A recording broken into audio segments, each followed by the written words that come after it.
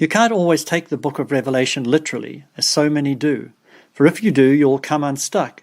Look, for instance, at the revelation of Jesus in chapter 5:6.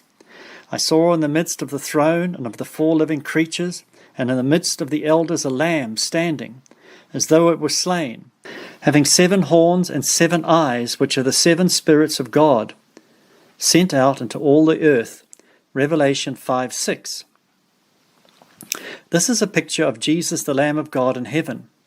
When you get to heaven, do you really think that Jesus will be there as a lamb? Do you really think he will have 7 horns and 7 eyes? Of course not. This again is symbolic language. Here is what the symbolism means. Lamb means this speaks of Jesus' sacrificial death on the cross as the sinless Lamb of God, his humility and purity. 7, the perfect number, his perfection. Horns speaks of power and authority. Eyes speak of Jesus being the one who is all-knowing and understanding all things. It speaks of his revelatory gifting. From this word picture, we can gather that Jesus is the pure and spotless one who was sacrificed for us on the cross and has now been given perfect power. He is also all-seeing and all-knowing. As the saying goes, a picture speaks 1,000 words. The book of Revelation often speaks of the sun, moon, and the stars of heaven falling to the earth. Is that literally possible? Many of the stars up there are far bigger than the earth. So how can they fall to the earth? What does it mean? Again, the theme or code is evident all through the Bible and helps us to interpret this mystery. The interpretation of the sun, the moon, and the stars is found in Genesis 37:9. He, Joseph, dreamed yet another dream, and told it to his brothers and said, Behold, I have dreamed yet another dream, and behold, the sun, the moon, and the 11 stars bowed down to me. He told it to his father and to his brothers. His father rebuked him and said to him, What is this dream that you have dreamed? Will I and your mother and your brothers indeed bow ourselves down to the earth? The sun and the moon and the 11 stars were symbolic of Joseph's father, mother, and 11 brothers who were over him. So this speaks of those who are in authority over you, leaders, for instance. It can also speak of rulers and governments ruling over you. Beasts can also speak of kingdoms and governments. We see this interpretation in Daniel's vision. These great beasts, which are 4 kings, who shall arise out of the earth. Daniel 7:17. Great beasts are political entities and kingdoms. Then I stood on the sand of the sea. I saw a beast coming up out of the sea, having 10 horns and 7 heads. On his horns were 10 crowns, and on his heads blasphemous names. Revelation 13:1. So from this we see that the sea is speaking of nations.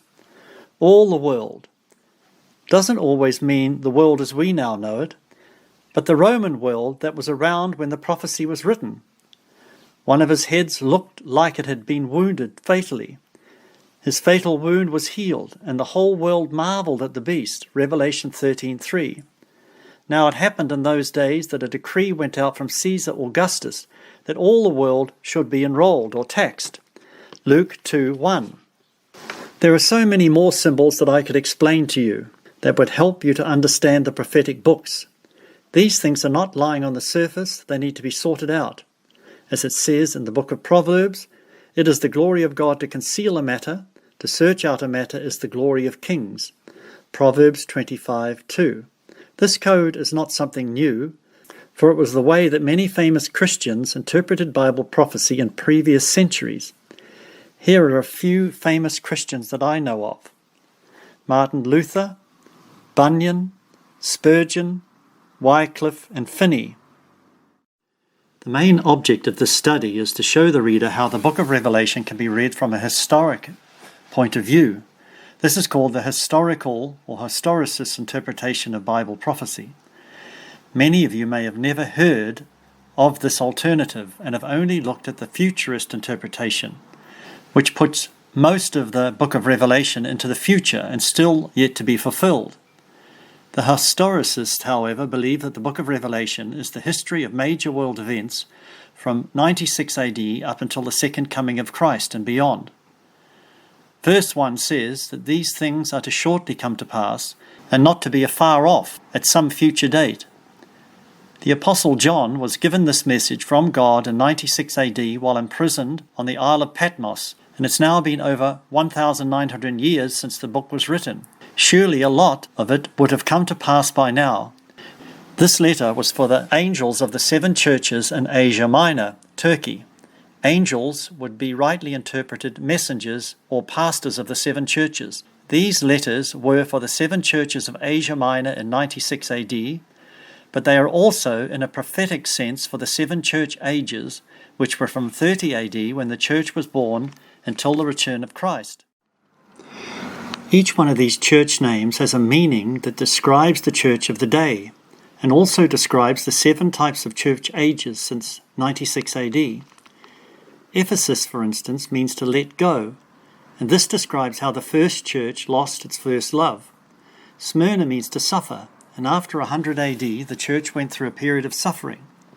PERGAMOS means married to power, and we see how the church became married to Roman thinking during the time of Constantine. THYATIRA means idolatrous, and the church of the Dark Ages worshipped idols. SARDIS means shining light and could describe the church of the Reformation.